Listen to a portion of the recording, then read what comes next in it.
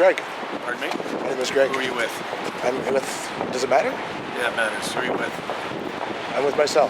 Yeah, well, I object to you filming me. Do you? Yeah. But we're in a public place. I know. I'm just putting that on the record. Yeah. Warren,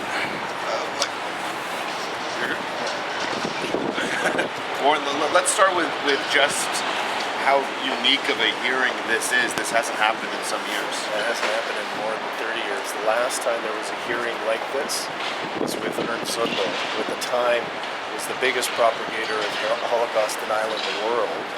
And there was an attempt to take away his postal mailing privileges. He was doing that Holocaust denial through the mail system. And ultimately there was a criminal proceeding. But that, the Canada Post proceeding, kind of thing that we're dealing with here today, never concluded in Zumba. So we're in uncharted territory here legally and in terms of the evidence. When it comes to the board members that are taking this on, what is their background when it comes to things like freedom of speech and Canada Post? I don't know. You would have to look at the CVs of the people who were there. I think today what we all saw is the headline would be bogged down by constitutional debate. They didn't get to a lot of the merits of it. And, you know, for the people who've been victimized by this newspaper, so-called newspaper, that's a problem. There's Holocaust denial, there's propagation of rape, there's the use of the N-word, there is racism on every single page. It is the most disgusting thing. I've been doing this stuff for 30 years. I've never seen a publication like this distributed in Canada as widely as this one is, and certainly not one distributed by Canada Post. So this is a really important hearing, not just for people in the Toronto area who get this publication, but for everybody in the country. We need to say Canada Post should not be distributing hatred. Canada Post should not be allowed to distribute racism.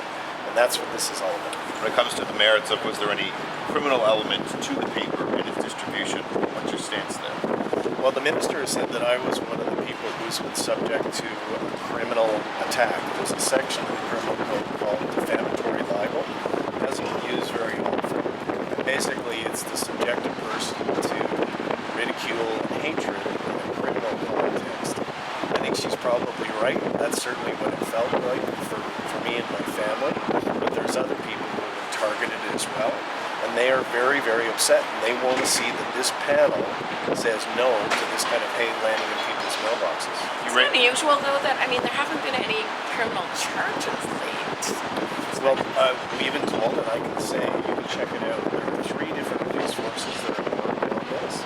So I guess the answer would be there haven't been criminal charges laid yet. I think the minister decided, Judy Foote, because she's the former minister, she's on leave right now, decided she's not going to wait for that, and I think that was the right decision. She said, we need to deal with this now. That doesn't mean the criminal charges aren't coming in the future. I think that they probably are. What's your thoughts on, you had mentioned concerns with people taking part in the testimony in the hearings? Well, the problem is, you know, this hate sheet, this neo-Nazi white supremacist hate sheet is represented by Frank Addario, who is one of the most experienced, one of the most expensive criminal defense lawyers in Canada. How they got the money together for that is beyond me. It's a good question for you to ask them. But you can ask this guy right here. So how are they doing that? How are they paying for that? And then you have on the other side the people who are being victimized and attacked by your board news who have no legal representation at all. And what the panel said today is you're kind of on your own. And that's regrettable. So that's something some of us are going to have to talk about and work about coming together.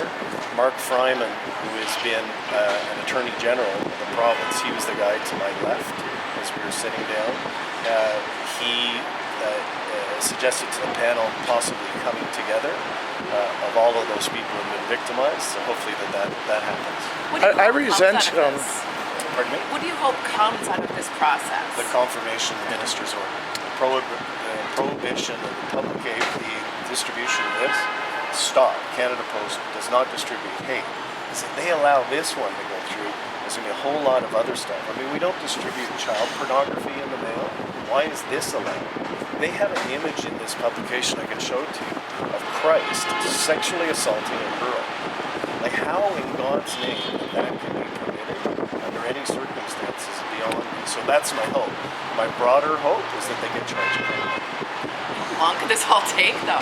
Good question. On the one hand, to be blunt, the longer it's hung up in legal deliberations, the better it is for the issue of distributing it through Canada Post. They cannot distribute through Canada Post. So if this takes 2 years, I'm a happy guy with that. Unfortunately, their publication is still available online. But as we all know, the internet is global and instantaneous. So potentially millions of people can see this stuff online.